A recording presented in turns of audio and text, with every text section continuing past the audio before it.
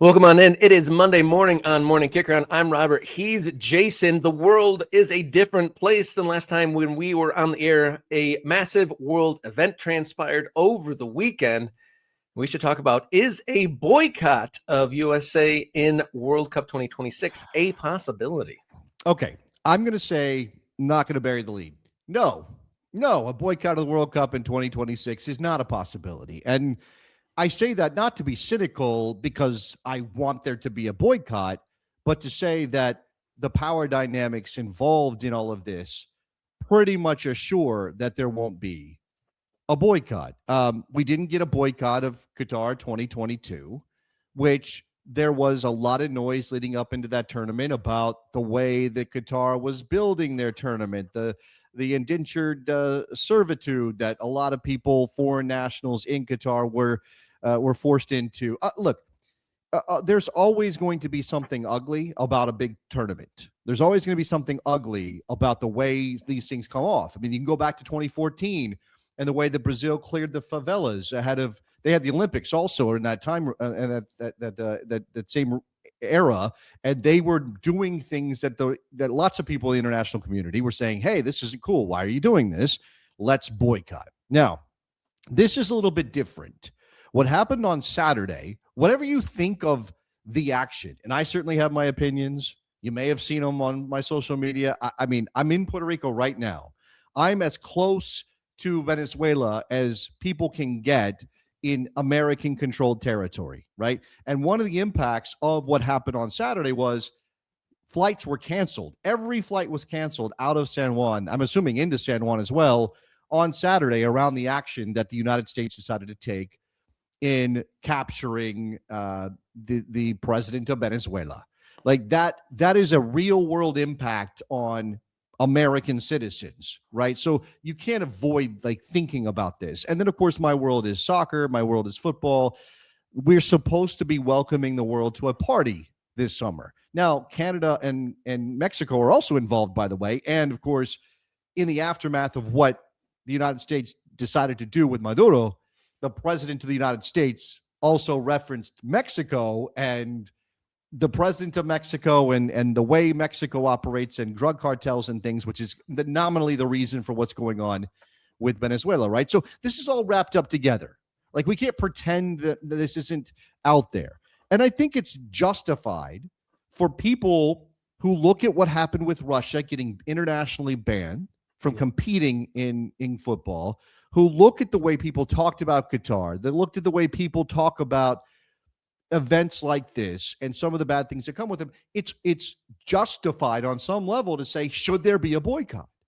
Now, there's a real world reality, right? There's a real world thing that basically indicates I don't think it's going to happen, but I don't think you can laugh off the idea that people are going to talk about a boycott. I don't think that you can laugh it off as if, that's not a thing. No, it could be sorry, I just knocked over my camera getting so excited. It could absolutely be a thing. If,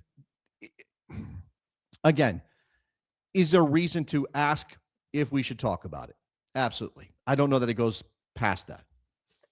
Yeah, when we talk about all the crazy things that have happened over the last few years or so, and you referenced, there was, I think, almost a bigger widespread appeal for there to be some sort of action or boycott in Qatar 4 years ago, and ultimately what was at play? Look, let's again. I'm gonna pull back the curtain a little bit on my thinking, and let's just be blunt about this. That was the Western world. Right? Yeah. The Western world looking at a country that does things decidedly differently. Now, look, I do think it's a slippery slope to say, well, you just have to accept all the cultures. That's their culture. Accept them. That's how they do it.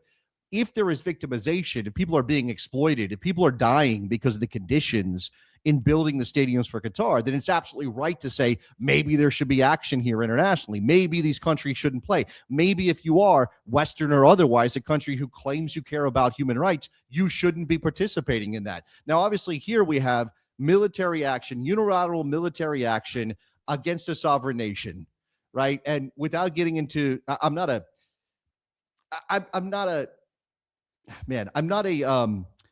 geopolitical expert by any means, but I do read, I do know what's going on. I am the child of a military officer, so I have a particular interest in these things, whether I'm an expert or not. And to me, there are lines that you're not supposed to cross that might have been crossed. So when people ask, should there be a boycott, I think we have to take that seriously. So, per a Harvard article about bans and whatnot for this sort of situation, the only countries that have been banned due to conflicts are Germany and Japan shortly after 1945. And then recently, Russia has actually been banned twice. For other reasons, in the last 10 years, Kuwait, Indonesia, Pakistan, and Congo have all been banned. And then for outside of even more removed reasons from conflict, Mexico back in the day were banned for using overage players in a youth tournament. Chile was banned for player misconduct, and Myanmar for an unjustified withdrawal from a qualifying round. South Africa excluded for apartheid, and Yugoslavia excluded during conflicts during the breakup of that nation. So look, and again, there is precedence for teams being banned, but for military actions, it's a short list. No, it for military actions is a short list. For again, what I think, and again, I'm just talking about the real politic element of this, right? I'm not calling for a ban. I mean, I'm not calling for a boycott, rather, right? I have very complicated feelings around all of this. I'm a soccer fan, right? I am a soccer fan. I want the World Cup in my country. I want to be able to enjoy that tournament. I want this to be a celebration of a thing I absolutely love, that I work in. Every single day of my life centers around this sport. Of course, I would want that to happen. But then again, you get into what this is, what it represents. And if there is, and again, just to talk about the reality of it, if there is no real momentum, right? If you look at South America, for example, let's imagine that if this is going to happen, it has to come out of South America, because this is where the action happened, right? Venezuela is a sovereign nation, a member of the South American community. Does a South American nation have to take the lead on a boycott in order for there to actually be anything? And you look at the governments of South America, and many of them have put out statements regarding the action the United States took to get Maduro. And Brazil is run by a left-leaning leftist president, and he's very much against it. Now, could Brazil boycott the World Cup? Again, I found it very difficult to believe it will extend that far. If it's Argentina might be the leading nation of world of football in South America. They're the defending champions, right? But they have a leader who is very much on the side of Donald Trump and the current United States government, because they bailed him out, because he and leans in that direction politically and in terms of nationalist ideas and things like that. So, the politics are going to play a major role in who actually has the momentum behind him to do any of this, right? But you look at, if there was a consensus, right? There was a consensus that apartheid was wrong. And so South Africa got banned from certain events, because as long as the government was enacting that policy, then you can't let them participate in the world, in the sporting world that we all think of as like a bringing us together, unifying a world. Does this action, illegal or not, again, and power matters, not UN laws, but illegal or not, does this action rise to the level of a lot of countries going, oh my God, I can't believe they did that? Again, because the justification on the people who say this is totally okay is the ends justify the means. You have taken down an illegitimate president who was involved in narcotics trafficking, who was a dictator, who jailed dissidents, who all those things, right? That there is obviously an argument for taking down Maduro as a good thing, regardless of how it was done.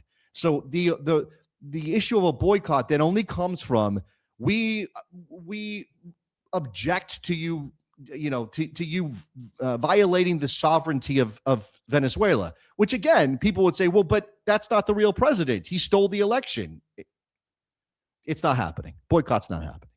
Yeah, because you're trying to see who would possibly, call for this, and you listed off like Brazil, Argentina seem unlikely. Maybe a European FA. Does the English FA step up and say, we're not sending the team or anything like that? You think back in Qatar, they were going to wear the rainbow armbands, and they stepped that back, and there was a lot of things stated ahead of the tournament that once the tournament happened, they didn't necessarily happen. Would it have to be fans? Is there enough of a global fan collective to say we're not traveling? But there's enough people interested and willing to go. That's what we think, right? And FIFA is saying that the ticket demand is off the charts and they're fine. Now, again, when we talked to Travel Football Fan on our last show, he outlined, but if everybody wants to go to Portugal, Spain, or whatever, it wasn't Portugal, Spain, but I can't remember. Colombia. Portugal, Colombia. If everybody wants to go to Portugal, Colombia, but nobody wants to go to some of these other games, then how can you claim the demand is all that high and that you can justify these ticket prices? But that's also, again, wrapped up in this is the politics of the moment that have nothing to do with Maduro and Venezuela, in the sense that the government of the United States is engaging in restricting travel from foreign nationals of certain countries.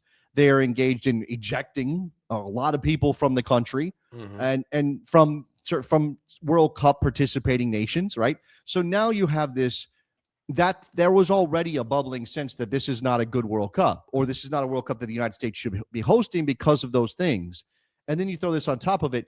Could it be the tipping point? Again, I don't think so. If only because, again, power matters here. And ultimately, no one is going to call the biggest military power on the planet to account for what they've done. All of this stuff is the honor system. Do you agree that we should not execute the kind of action the United States did against Venezuela? And everybody at the UN went, yeah, we don't think you should be able to do that. And Donald Trump and the current regime of the United States says, we don't care about those rules. Those rules don't apply to us. Or if they do, we're rejecting them and doing whatever we want. And again, they're going to test whether there's any appetite internationally to really push back. And even though boycotting the World Cup is a relatively low stakes thing compared to, say, military action against the United States of America, it is still so hard to sell for people to say, we're going to not play in this thing that we care so much about. Yeah, I mean, how much has been put into it? It's that fallacy you mentioned every now and again. We've put so much into that. How can we not actually execute and participate at this rate after everything that's already been put into it? Can the world, or can even a collective, put the brakes on and take a U-turn at this stage? I see a comment from a viewer, Andrew, saying that he's in Colombia now, just a drive away from Venezuela. If you could give any sort of update of the vibes or anything that you've seen out there that looks any different than it did, last week down there in Colombia, be interested to get your take on there. PSU saying, FIFA said that there was 150 million ticket applications, and refer back to that Travel Football Fan conversation from Friday. Like, context matters. Yeah, what does that actually mean? Are 150 million different people trying to come here for the tournament? That trying to go to games, right? Because obviously a lot of those people would be U.S. based, but are there 150? Is that a real number in the sense that there's a demand across a vast number of people, or is it a lot of people applying for is it a smaller number of people applying for a lot of tickets? Right? Yeah. And again, some of that stuff about, how will these tickets be distributed? Travel Football Fan, sent out a warning to people. Be careful about people saying I can get you tickets or secondary market things, because nobody currently has been awarded tickets.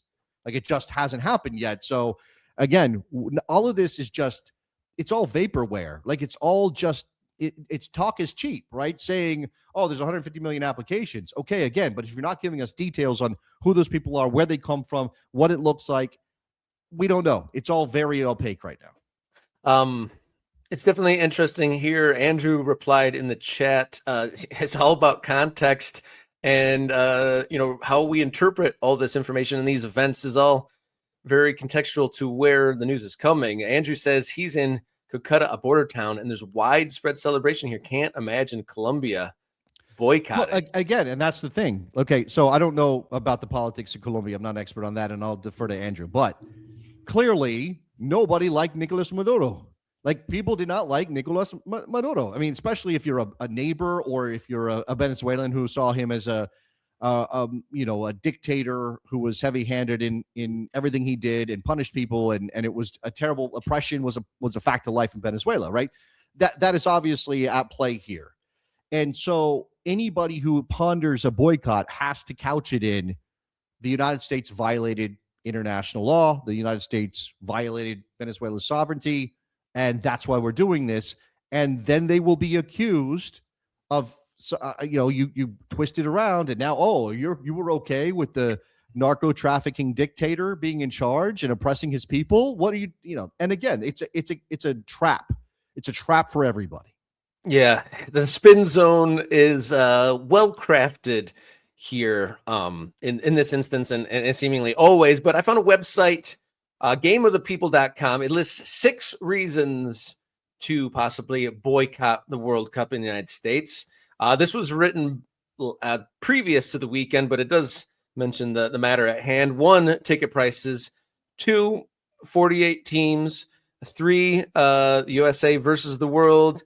Possibility of civil disturbances. 5, America could actually be at war, which it is now. And then 6 is FIFA's behavior. But see, here's the thing again, Robert. This is the double speak and the mind games. Is the United States at war? If we don't send troops, can you call it a war? This is why maybe congressional approval wasn't needed for the president to do what he did against Maduro. So, as long as they say, well, it's not really a war, then that kind of avoids that problem again, sort of legally in this country. And again, this is not what we do, right? We're not analyzing the politics of the moment. We're not analyzing the relationship between the United States and Venezuela or the U.S. and the rest of the world community, right? We're here to talk about football, talk about soccer. But the problem is now these things are all very much wrapped up, and they were before, but it's now so obvious in your face. And let's just say, again, for anybody who just would prefer that we not do stuff like this, whether you wanted Maduro out or not, if you just prefer that the United States not involve itself in stuff like this, this is now another tough pill to swallow when it comes to the World Cup coming to our country this summer. And maybe you can compartmentalize, right? And I know, a guy I'm very well acquainted with, Alexi Lawless, is over there on the X machine saying, "Oh, calm down, have chill out. We had World Cups in fascist countries before, right? Like, what are you talking about?" But man, like, at some point you have to figure out where your line is, and we'll see. I mean, I know a lot of our viewers, a lot of the ultras have said, I don't know if I can really engage in the World Cup, and that sucks, right? That's such a terrible thing. Yeah, and I felt that way about just about every World Cup since Brazil, about hesitating, about being enthusiastic about the event, and once the ball kicked off, those things sort of evaporated and we watched the games, because it is the thing that we look forward to the most. And it is the pinnacle of the thing that we spend hours every day talking and discussing and thinking about. And so, yeah, the mental gymnastics and the compartmentalization of our interests in the world game is very difficult. And throughout history, it's always been, difficult to separate sport and politics. But now when presidents are, on the trophy lift stage at competitions, winning awards and being involved directly in the main organizing events up until this point, it's literally, there's no separation to even throw that compartmentalization barrier in the way there. So tricky times, and having to do a bit of a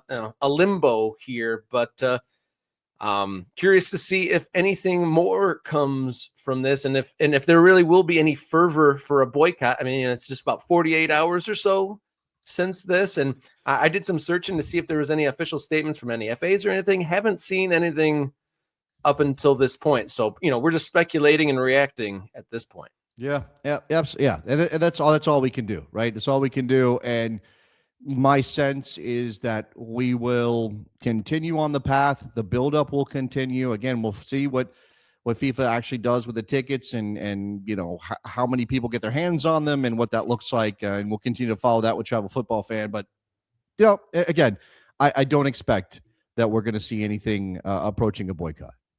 Shout out to everyone tuning in right now. Thank you for all the comments adding to our conversation here this morning. A shout out to those viewing from outside of the American borders.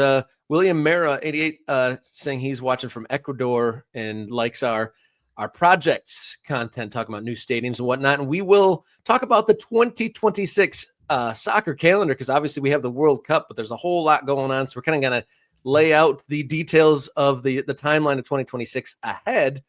But next up, we're going to talk about 2 new American coaches taking positions in the American First Division. But before that, I want to say thank you for supporting all of our subscribers. Over 6,000. We're creeping up on 7,000 subscribers on the channel. Shout out to everyone supporting us on social media at MKickaround across the various social media platforms. And ultimately, thank you to the Ultras for being financial backers of the program. All you guys are investors in the future of Morning Kick Around and in what we're going to do in 2026. And we appreciate every single one of you.